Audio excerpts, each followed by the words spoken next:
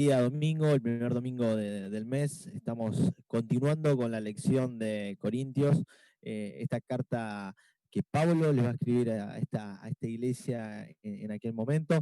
Eh, y bueno, la semana pasada teníamos la introducción y veíamos un poco el contexto histórico en el cual se desarrollaban todos estos hechos. Y en esta mañana nos toca ver la parte 2 que como título le hemos puesto La sabiduría de Dios y la sabiduría del hombre. Así que vamos a intentar profundizar en estos capítulos que vamos a tomar desde el capítulo 1, versículo del 10, hasta el capítulo 3, versículo 3. Son muchos pasajes, pero vamos a tratar de poder llegar al fondo de los conflictos que no solamente se tocan en estos capítulos, sino en los posteriores también. Así que directamente a la primera carta que Pablo le escribió a los Corintios, capítulo 1, versículo 10.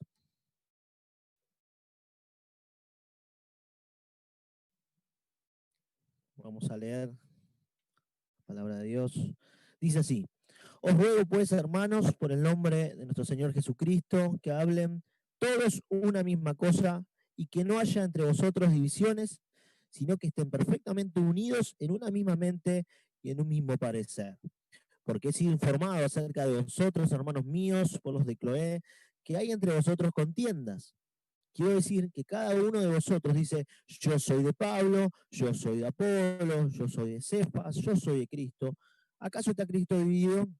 ¿Fue crucificado Pablo por vosotros? ¿O fuiste bautizados en el nombre de Pablo? Doy gracias a Dios de que a ninguno de vosotros sea bautizado, sino a Crispo y a Gallo, para que ninguno diga que fuiste bautizados en mi nombre. También bauticé la familia de Estefanas, de los demás no sé si ha bautizado a algún otro. Pues no me envió Cristo a bautizar, sino a predicar el Evangelio, no con sabiduría de palabras, para que no se haga vana la cruz de Cristo. Hasta ahí vamos a leer. Entonces dijimos, la idea de este estudio en estos minutos que tenemos es rescatar el conflicto, el fondo del conflicto de estos hermanos, y vamos a ver que se trata de la sabiduría de Dios versus la sabiduría de los hombres. Ahora, no podemos olvidar el contexto histórico, cultural, social, inclusive económico de estos hermanos y en donde también Pablo va a escribirles. Esto es fundamental, nos va a ayudar a tener una visión mucho más amplia respecto a por qué Pablo dice lo que dice y por qué había estos conflictos en aquella iglesia. Pueden tomar y pueden repasar la introducción, la acción número 1 para poder comprender. Ahora, cuando leemos estos pasajes, una de las palabras que en principio a mí me llamaba la atención, y si hacemos un análisis superficial, podemos decir, bueno, acá está el conflicto, es la palabra contienda. ¿Y de qué se trataba esta situación? Bueno, Pablo arranca este versículo pidiéndole, haciendo un ruego en el nombre del Señor Jesucristo.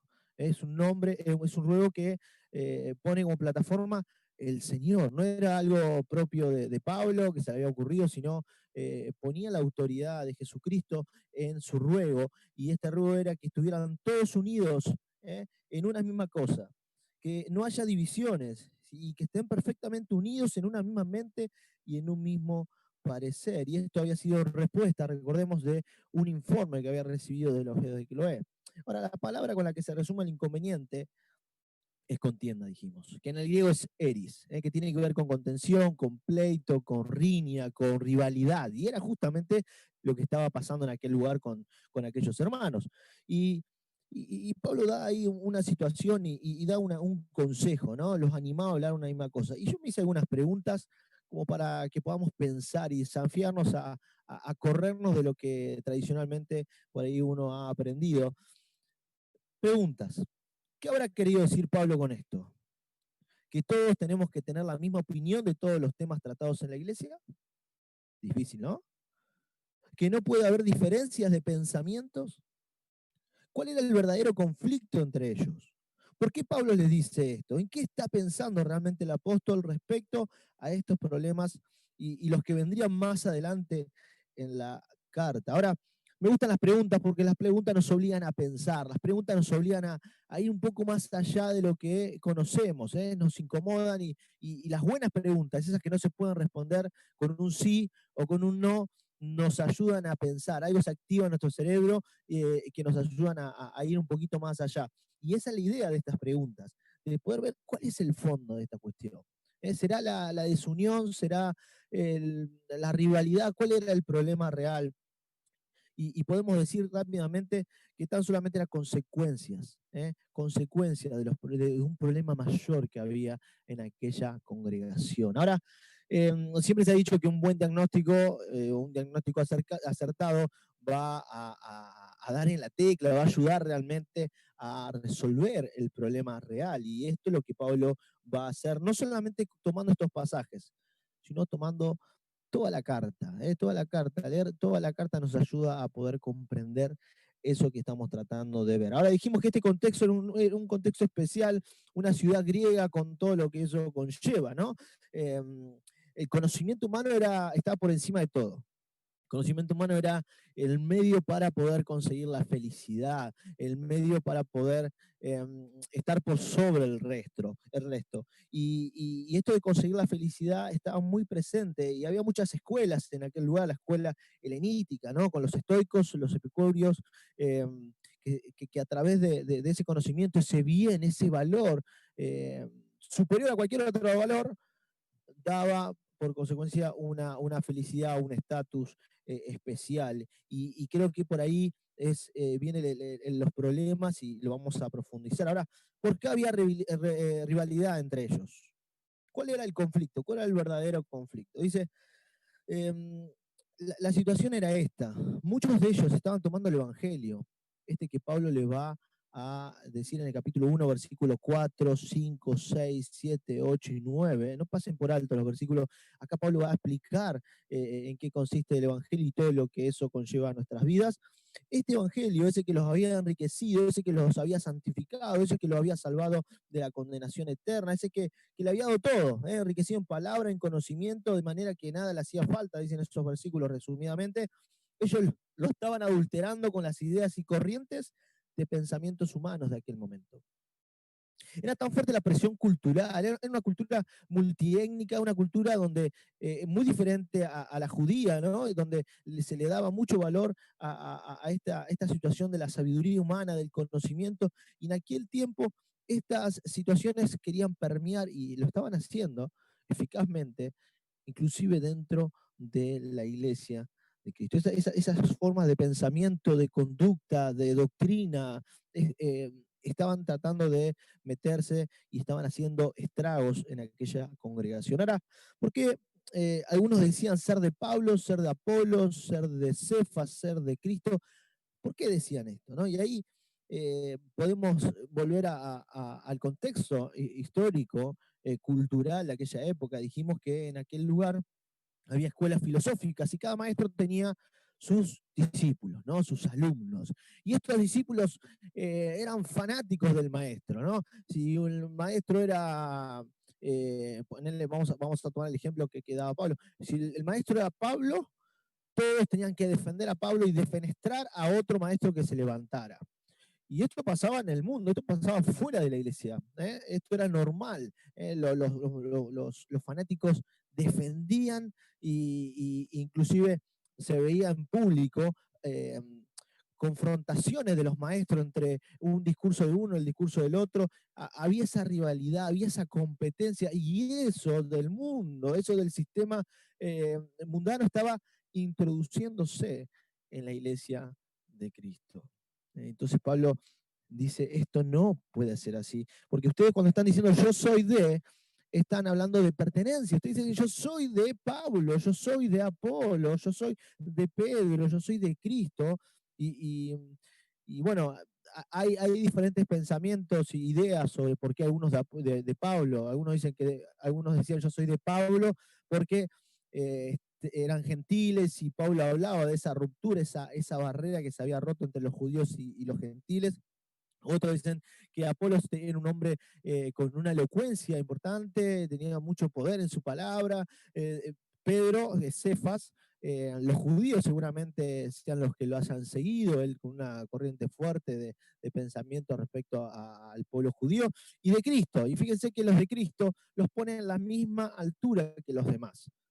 no es que estos eran los más espirituales, sino algunos eruditos dicen que estos eran los peores de todos, eran aquellos que no se querían sujetar a nadie. Yo digo, yo tengo a Cristo y a nadie más, no sigo a nadie, ni siquiera a aquellos obispos, a aquellos pastores que Dios ha elegido para guiar a la grey. Y Pablo dice, esto no puede ser. Y por eso inmediatamente en el versículo 13 dice, ¿acaso está dividido Cristo? Y lo más fuerte creo que para mí es, fue Pablo crucificado por ustedes. O sea, ustedes están diciendo ser de Pablo, ustedes están diciendo ser de Apolo, pero fue Cristo el que murió por ustedes, fue Cristo el que derramó su sangre, el que se entregó por completo para la salvación de sus almas. Fue Cristo el que resucitó y lo vamos a ver más adelante. Entonces, ¿qué es lo que está sucediendo con ustedes? ¿Qué está pasando por ahí? Entonces, estas palabras, estas preguntas que justamente también Pablo les puso en esa carta, los quería hacer pensar a estos hermanos. Ahora, ¿a dónde quiere llegar Pablo con todo esto? Si notamos la narrativa desde los versículos 1:1 hasta aquí, veremos una clara intención del apóstol de poner como fundamento a Cristo, la persona de Cristo. Yo estuve contándolo y entre el versículo 1 del capítulo 1 hasta el versículo 17 se menciona más o menos entre 16 y 20 veces el nombre de Cristo Jesús. ¿Será casualidad?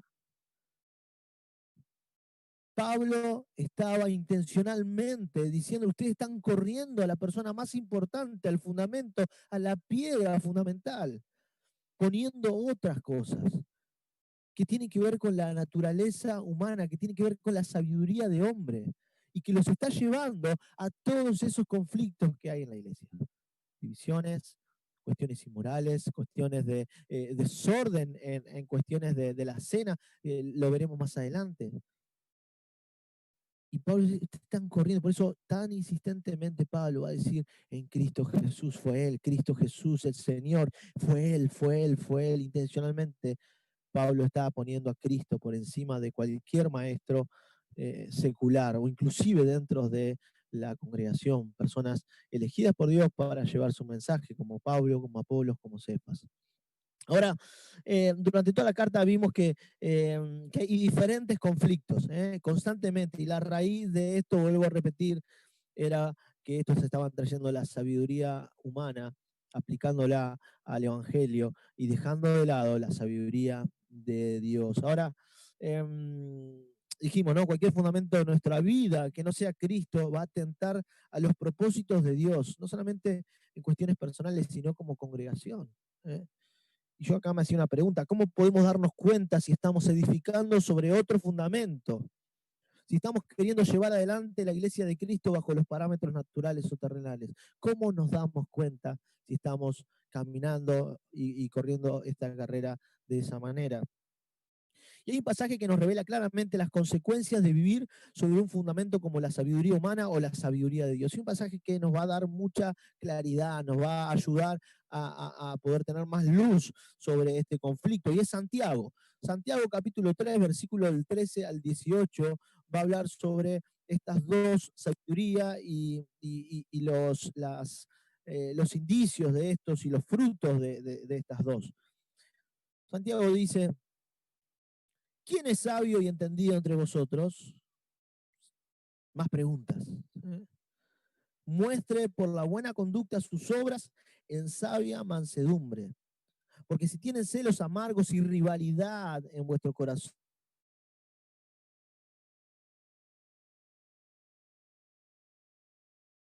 que desciende de lo alto, sino que es terrenal, animal, diabólica, pues donde hay celos y rivalidad, allí hay perturbación y toda obra perversa. Este pasaje nos muestra todo lo que estaba pasando en aquella congregación, en aquella iglesia.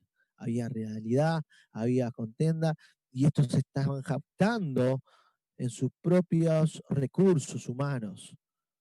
Y Pablo va a decir en esto, en el capítulo 2, más adelante, capítulo 1 más adelante, que el que se gloríe se tiene que gloriar del Señor. No hay nada en nosotros. Somos vasos rotos, somos miserables, somos perversos. Si no fuese por la gracia de Dios, ¿dónde estaríamos? Y Pablo los va a querer llevar hacia ese lugar. Ahora, aquí podemos ver, ¿no?, las consecuencias de vivir fundados sobre la sabiduría humana, bajo un sistema mundano, copiando las buenas ideas que el sistema nos trata de alguna u otra forma de introducir, llevando a por lo menos muchos de los conflictos que veremos y tocaremos más adelante. Ahora, ¿cómo podemos estar seguros que esto mismo no está sucediendo en nuestra congregación?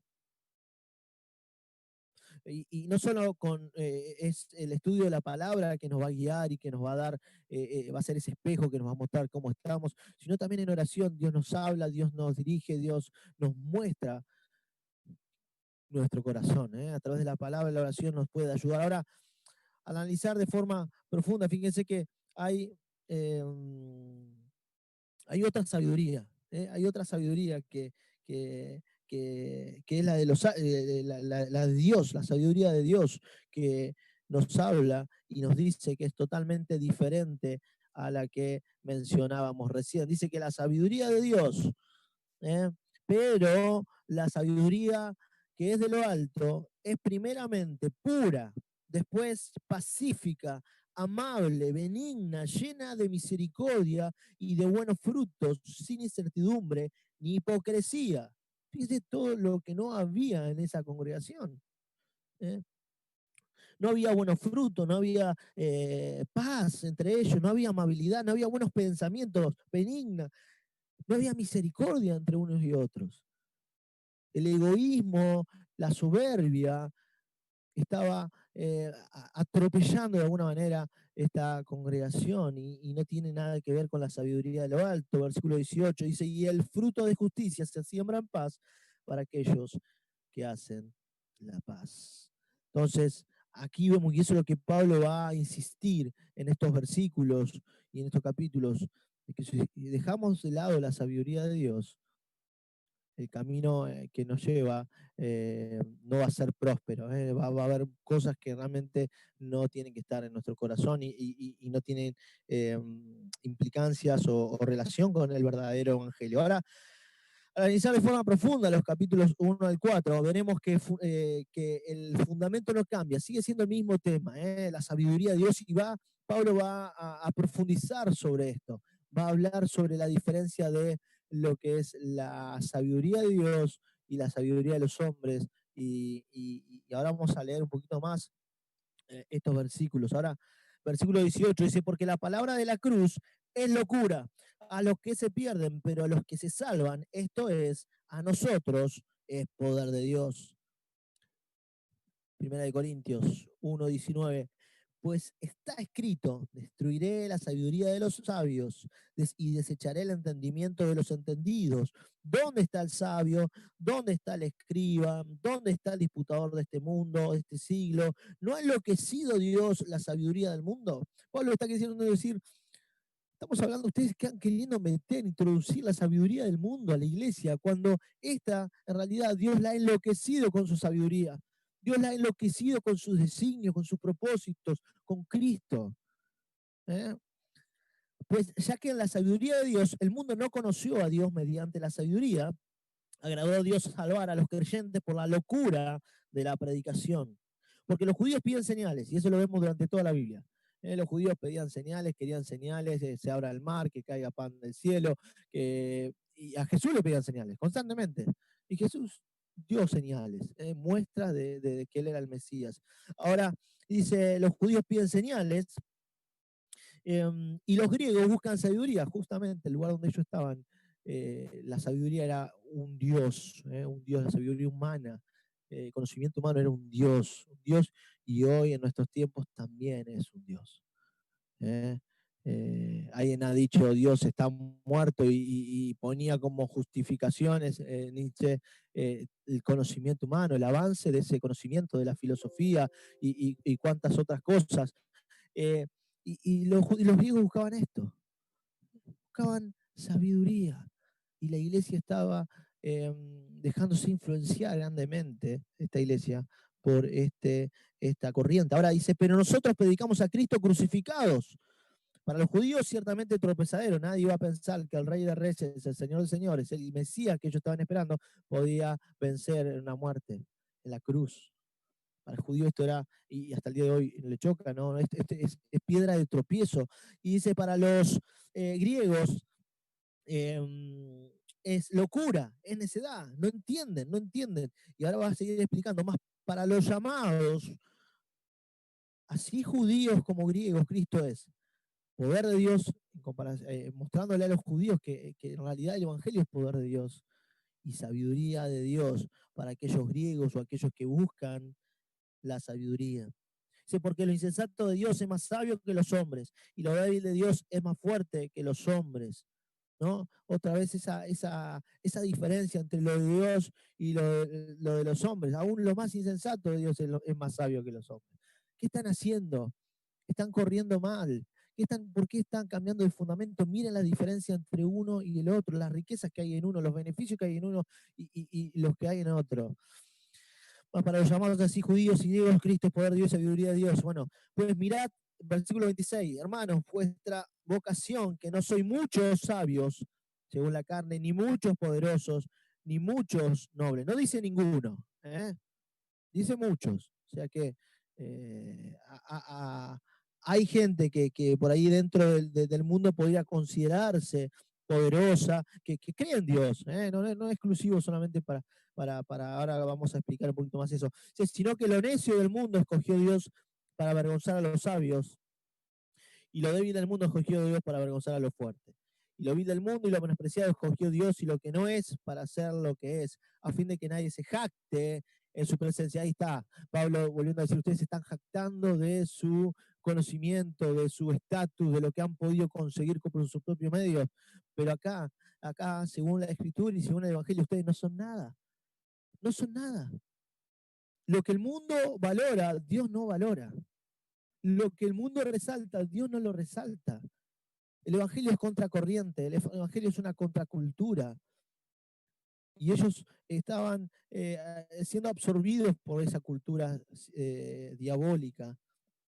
Ahora, más por él vosotros estáis en Cristo, Jesús, el cual nos ha sido hecho por Dios sabiduría, justificación, santificación y redención. No tenemos tiempo para profundizar en esto. Dice, para que como está escrito, el que se gloríe del Señor, de la obra perfecta de Dios en Jesucristo, de su vida perfecta que ni vos ni yo pudimos vivir, ni de su muerte sustitutoria, la cual merecías vos y yo, en la cual Él pagó cada uno de nuestros pecados y con su sangre nos perdonó de todo pecado, ni nos tenemos que gloriar de la resurrección de Cristo, de su ascensión y su obra hoy en el cielo a la diestra del Padre. ¿De qué nos vamos a gloriar nosotros si todo lo hizo Él? Nosotros simplemente somos beneficiarios de esa obra perfecta de Dios en Cristo Jesús. Capítulo 2, y ya vamos concluyendo. Pablo va a seguir profundizando sobre esto. Dice, así que hermanos, cuando fui a vosotros para anunciar el testimonio de Dios, no fui con excelencia de palabra de sabiduría. Esto era muy común. Cuando llegaba un maestro a las ciudades griegas, hacía un discurso y trataba de, por medios humanos, a través de la elocuencia, a través de hacer un teatro, ¿no? una actuación inclusive para poder mover los sentimientos y las emociones del público. Hacía todo eso para poder ingresar y tener beneficios en aquella ciudad, beneficios económicos, beneficios políticos, beneficios de estar con gente importante, rica en aquel lugar. Entonces, a través de ese conocimiento y esa elocuencia, los maestros querían conseguir variados beneficios. Pero Pablo dice, no, yo no fui con excelencia de palabras, yo no fui con persuasión, dice, pues me propuse no saber entre vosotros cosa alguna, sino a Jesucristo y a este crucificado.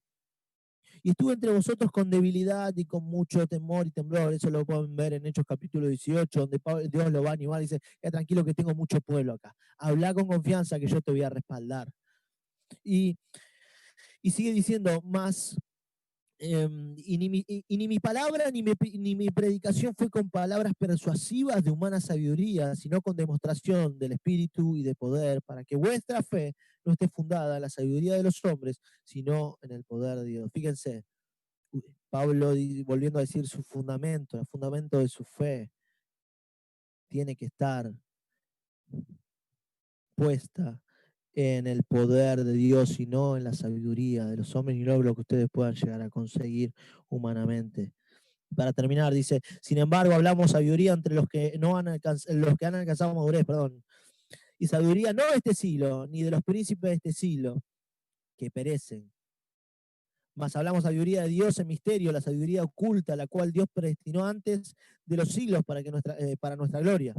La que ninguno de los príncipes de este siglo conoció, porque si la hubiera conocido, nunca habrían crucificado al Señor de gloria. Antes bien, como está escrito, cosas que ojo no vio, ni oído yo, ni han subido al corazón de hombre, son las que Dios ha preparado para los que le aman, y estas nos las reveló por medio del Espíritu. Ahora, este pasaje, versículo 9, cuando era chico también decía, bueno, el Señor tiene preparadas cosas para mí, ¿no? Cosas que ojo no vio, cosas que uno se emocionaba, a veces interpretaba mal los pasajes, me pasa a mí nomás. Ahora, acá lo que Dios está diciendo es más profundo. La sabiduría de los hombres, aún de los príncipes de este siglo, no pudo comprender lo que Dios tenía entre manos. Sabiduría que estaba oculta, que estaba preparada para ser manifestada en un determinado tiempo. Esto que ni ojo vio, ni oído escuchó, ni ha subido al corazón del hombre, era la obra redentora de Jesucristo a través de la vida del Hijo de Dios. Su vida, su muerte, su resurrección, nadie lo tenía. Ningún conocimiento humano pudo discernir y entender cómo Dios iba a salvar a la humanidad. Y eso es lo que Pablo está diciendo. Y esto solamente puede ser revelado por el Espíritu de Dios. Entonces Pablo está diciendo, hermanos, es tiempo de que se dejen guiar por el Espíritu de Dios. Aquel que conoce la mente de Cristo, aquel que nos va a ayudar a nosotros a concebir todo lo que hay en Él. Dejen las cuestiones naturales, esa sabiduría que está trayendo muchos conflictos en ustedes, y empiecen a poner el fundamento que es Cristo. Edifiquen su vida sobre Cristo. Su templo personal y su templo como construcción de la iglesia, empiecen a construirla ahí para que puedan tener frutos, muchos frutos. Hasta acá la palabra del Señor. Disculpa que fui medio rápido, el tiempo es tirano, así que ahora enseguida la dejamos con la escuela dominical de niños, que tiene algo preparado muy lindo para ustedes. Dios les siga bendiciendo.